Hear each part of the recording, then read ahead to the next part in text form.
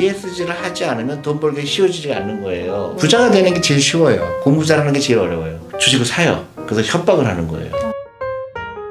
대표님께서 ESG를 강조하신 인터뷰를 봤어요. 그 메리츠 더 우먼 펀드도 만드셨고, 그렇죠. 네, 기업 지배구조 펀드도 만드셨고, ESG가 뭔가요? ESG라는 거는 간단히 얘기하면은 투자를 통해서 우리가 살고 있는 세상을 조금 더 좋게 만드는 취지로 전 세계의 많은 자본시장에 참여하는 사람들이 관심을 갖게 된 거죠. 예를 들면 전쟁이 없어야 되겠다. 다 알잖아요. 네. 그래서 투자할 때 무기를 만드는 회사는 투자하지 말자.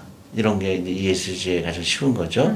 또 하나는 예를 들어서 우리가 자원이 고갈되는데 전기도 함부로 쓰고 그런 회사에는 가능한 한 투자 말자. 그렇게 막 자원을 훼손하는데 그렇고 그 다음에 이제 기업 지배 구조도 그 중에 하나가 들어가는 거고요. 환경도 굉장히 중요하겠죠. 네. 그러니까 탄소 배출을 줄이는 거에 투자를 한다든가 그런 이제 다양한 투자를 통해서 좋은 세상을 만드는 거죠. 근데 한국 같은 경우는 특히 이제 여성의 경제 기여도가 낮잖아요. 네. 여러 가지 제도적인 거나 문화적인 거나 그런 것 때문에. 그래서 우리가 우먼 펀드를 만듦으로 인해서 많은 사람들이 거기에 관심을 가지고 투자를 하면 우리가 그 돈 가지고 한국 회사 중에서 여성 이슈에 대해서 정말로 관심을 갖는 회사에 투자를 하는 거죠. 그러면서 세상이 변하는 거죠. 예를 들어서 내가 투자를 원하는데 우먼 펀드가 있다 그러더라. 그러면 내가 투자를 받아야 되겠다. 그러면 어떻게 되죠? 그 여성에 대해서 생각을 바꿔야 되겠죠. 네. 의도가 그런 거죠. 네. 그런데 그게 이제 선진국에서는 그게 엄청나게 확산이 돼갖고 앞으로 한 3, 4년 후에는 모든 펀드의 70%가 그 ESG에 ESG 관련된 그쵸 동의하는 펀드들이 될 거라고 얘기를 해요. 그러면 이제 투자자들이 관심을 ESG에 가져야 되는 그렇죠. 건가요? 그러니까 예를 들어서 이런 거예요. 한국이 조금 더 살기 좋은 좋은 나라를 만들어야 되는데 그런데 돈이 들어와야 예를 들어서 단순히 수익률이 아니에요. 이 펀드가 예를 들어서 수익률이 10%가 났는데 단순히 10%가 아니라 사회를 더 좋게 만드는 데에도 기여한다 그러면 너무 좋은 거 아니에요? 네, 그럼요. 그렇게 해서 자본을 가지고 좋은 나라를 좋은 사회를 만든다. 그런 얘기죠. 이거를 알다 보면 이걸 당연히 해야 되는 거였구나. 우리가 그동안 ESG에 대해서 사람들은 잘 모르는 게 ESG나 일반 펀드나 돈 버는 거 똑같지 않냐. 근데 ESG는 그냥 문의가 좀 좋은 일 하자는 취지 정도로 했는데 그 시대가 아니라 ESG를 하지 않으면 돈 벌기 쉬워지지 않는 거예요. 왜냐? 모든 사람들이 ESG 관심을 가지고 있거든, 미국 같은 경우에. 그러니까 그런 회사만 올라갈 수가 있는 거예요. 잘 될 수가 있는 거예요. 그럼 나는 어떻게 돼요? 똑같이 그런 회사에 투자가 돼야 되는 거죠.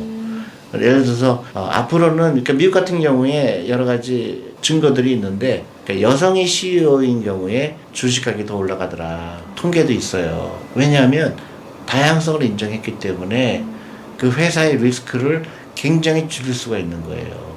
여성도 있고 남성도 있고 또 미국 같은 경우는 이제 인종도 들어가죠. 네. 흑인도 들어가고 뭐 라틴계도 들어가고 그렇게 회사가 운영되다 보니까 옛날에는 과거에는 백인이다 하다가 그렇게 다양성이 생기니까 회사가 훨씬 더 덜 리스키한 거예요. 예를 들어서 어떤 회사가 물건을 만드는데 흑인들이 좋아하는 물건을 만드는데 전부 이사회도 다 백인이에요. 그러면 이해할 수가 없죠. 네.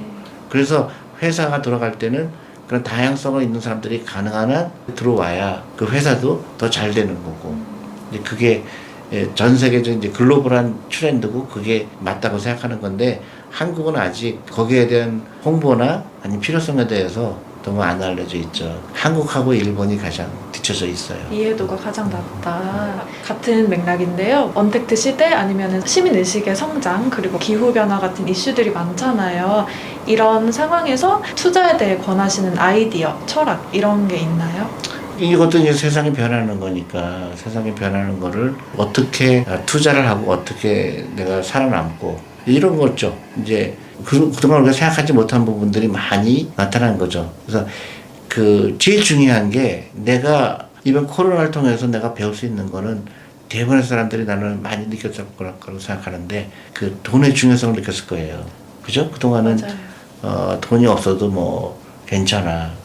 근데 미국 같은 경우도 똑같아요. 미국도 이 코로나 때문에 한 2천만 명이 잡을 잃었어요. 레스토랑도 닫고 막 닫다 보니까 특히 이제 여행 쪽에 있는 분들은 다 망했죠. 근데 부자들은 300조의 재산이 늘었어요. 주식 가격이 올라가서.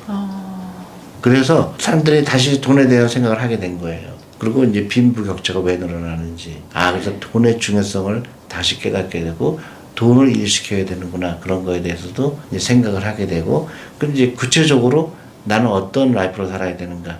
이제 복잡해졌죠. 그러니까 앞으로 어떤 세상이 될 건가.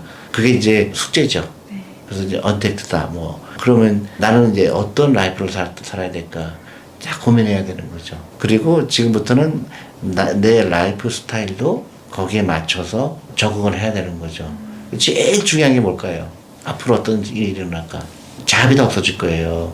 그러니까 우리가 알던 잡의 적어도 3분의 1은 없어질 거예요. 없어지거나 아니면 쓸데없는 직업이 될 거예요. 근데 우리는 어떤 교육을 받고 있죠? 열심히 공부해서 좋은 대학 가서 취직 잘하면 된다고 배우고 있죠. 네. 지극히 잘못된 교육이죠. 지금부터는 어떻게 돼요? 상상력을 키우는 게 중요한 거죠.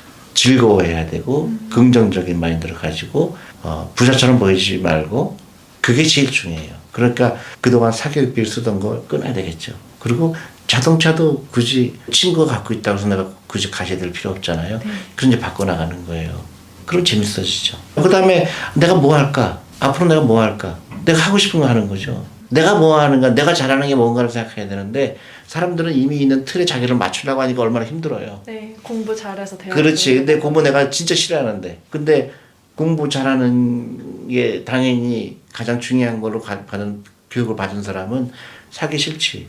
최근에 내가 우리 직원이 아티클을 보내줬는데 그분이 젊은 분인데 그 남성이에요. 아빠가 만드는 화장품이라는 부서에서 네. 엄청난 성공했더라고요. 30대 중반인데 그분이 딱 제가 그런 얘기 하더라고요. 사회 통념에 당신을 맞추려고 하지 마라. 당신이 원하는 걸 해라. 너무나 맞는 얘기거든. 네. 근데 우리나라 교육은 아직도 그렇게 하고 있거든. 구형도 잘해라. 그리고 남한테 잘 보여라. 근데 그런 교육은 도태되죠. 그러니까 위험을 즐기는 사람이 많아져야 되고 네. 그다음에 돈을 다스려야 돼요. 돈의 노예가 되면 안 되죠. 자신감을 가지는 게 중요하고 일찍 투자하고 내가 잘못된 라이프 스타일 살고 있다 그러면 바꿔야 되겠죠. 부자가 되는 게 제일 쉬워요. 공부 잘하는 게 제일 어려워요. 공부 잘하는 거는 상대적이잖아요. 돈 버는 건 상대적이 아니거든. 돈 버는 거는 내가 돈 벌고 싶은 거는 그 시각을 달리하게 되면 굉장히 달라져요. 예를 들어서 내가 좀 어렵지만은 내가 이 일을 하면 300만 원 버는데 이 일을 하면 150만 원밖에 안 된다. 근데 150만 원은 주는데 나이스 그런 에어컨 나오는 데서 일하고 막 그러는데 사람들은 150만 원 주는 데를 선호해요. 왜냐하면 돈보다도 멋있게 보이는 게 중요하거든. 근데 이쪽으로 가야 되거든요. 예를 들어서 돈을 보고 따라가야지. 한국은 체면을 보거나 아니면 남이 나를 멋있게 보일 것 같은. 어떻게 보일까? 그거는 이제 부자가 될 수가 없죠. 대표님께서는 ESG뿐만 아니라 주주 행동주의 펀드도 운영하시고 그렇죠. 네, 거기에 중요성을 좀 강조를 하셨어요. 근데 주주 행동주의가 정확히 뭔가요? 주주 행동주의라고 그래서 사람들은 이제 굉장히 막 과격하고 그런 걸로 오해를 해요. 그건 아니고 미국에서도 이제 그런 액티비스트라고 그래요. 그래서 여러 가지 초이스가 있어요. 예를 들어서 어떤 기업 지배 구조가 열악한 회사예요. 근데 이 회사는 경영진이 조금만 바꾸면 생각을 바꾸면 회사의 가치는 2배 될 텐데 그런 기업들이 많아요. 미국도 있고 한국도 있고. 그러면 미국의 이제 칼 아이칸 같은 이제 액티비스트들은 주식을 사요. 그래서 협박을 하는 거예요. 기업을요? 너 우리가 하는 대로 안 하면 다 뺀다. 이제 뺀다. 그럴 수도 있고 우리는 지분을 딴 데 넘기겠다. 그럴 수도 있고. 그래서 회사가 강제로 하게 하는 방법이 하나가 있어요. 또 하나는 투자하기 전에 얘기를 하는 거예요. 당신들이 이걸 하면 우리가 투자하겠다. 그건 좀 소프트하죠. 네. 또 하나의 방법은 안 사는 거예요. 나는 더 좋은 데 투자하면 되지. 내가 여기 시간 쓸 필요 없어. 그런 여러 가지 방법이 있어요. 근데 이제 내가 운영하는 펀드는 프렌들리의 방법이었어요. 그래서 회사에 가서 이렇게 하면 당신도 돈 벌고 우리 주주들도 돈 버는데 이렇게 합시다 하는 그런 펀드였죠. 그럼 좀 마음대로 되셨어요? 된 것도 있고 안 된 것도 있어요. 그러니까 그 회사가 거절한 경우도 많았고 근데 또 의외로 회사가 좋다. 그래서 돈 같이 벌자. 그래서 또 많이 버는 회사도 있고 그 경영진에 따라 틀리죠. 근데 그 주주 행동주의가 장기적으로 보면 코리아 디스카운트에도 도움이 될까요? 당연하죠. 그 외국 사람들이 한국 기업에 투자하기 좀 꺼렸던 이유 중에 가장 큰 게 돈을 많이 벌었는데 배당을 잘 안 해준다든가 또 어떤 경우는 엉뚱한 데 투자한다든가 또 아니면 너무 그 아들한테 막 무리하게 승계. 승계하면서 회사가 망가지는 경우도 있고 그런 것 때문에 어떤 주주의 권리 아니면 이사회의 유명무실한 거 그런 것 때문에 신뢰를 많이 잃은 거죠. 근데 그 신뢰를 회복하면 다 부자가 되거든요. 경영진도 부자가 되거든. 그리고 주주들도 부자가 되고. 네. 그래서 이거는 굉장히 중요한 거죠. 그러면 외국 사람들이 한국 주식을 더 살려고 할 거고 그러면 만약에 이 회사가 그 1,000억 가치인데 그게 2,000억 가치가 되거든요. 그러면 우리나라 국부가 1,000억 늘어난 거죠. 네. 자본시장이 그렇게 돌아가는 거죠. 근데 그거를 하지 못하는 나라는 이제 도태되는 거죠. 그거를 가장 하지 못한 나라가 일본이에요. 일본은 끊임없이 그런 요구에 대해서 칼같이 끊었어요. 간섭하지 말라. 네. 그래서 지금은 이제 뒤늦게 시작을 했죠. 일본의 기업 지배 구조가 굉장히 그 열악한 걸로 유명했거든요. 네. 근데 지금은 이제 깨달았어요. 잘 보시면 80년대 말의 주가 수준은 지금도 회복을 못 하잖아요. 30년이 지났는데도 그 주가를 회복 못 했어요. 근데 우리나라는 지금 3천이라는 거는 사상 최대의 주가 지수잖아요. 네. 일본은 다르죠. 일본은 30년 동안 내려간 거예요. 지금도 그걸 회복 못 하고 있어요.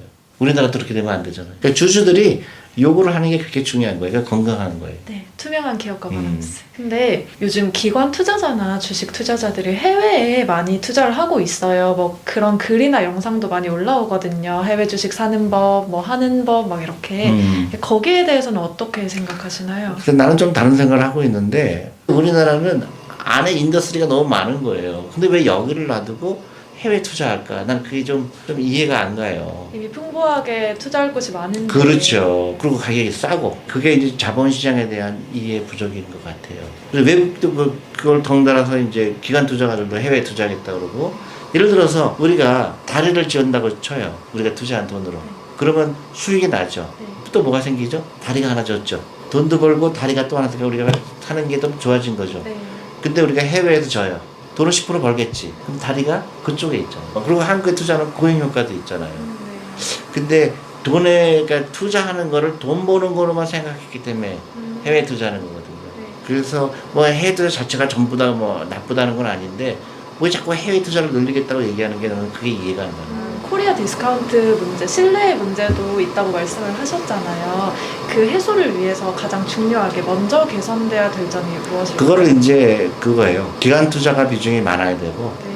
그리고 우리 퇴직연금이나 이렇게 아주 장기적으로 투자하는 펀드들이 늘어나야 되는데 안타깝게도 한국은 지금 퇴직연금의 주식 투자 비중이 전 세계에서 꼴찌예요. 2%밖에 안 돼요.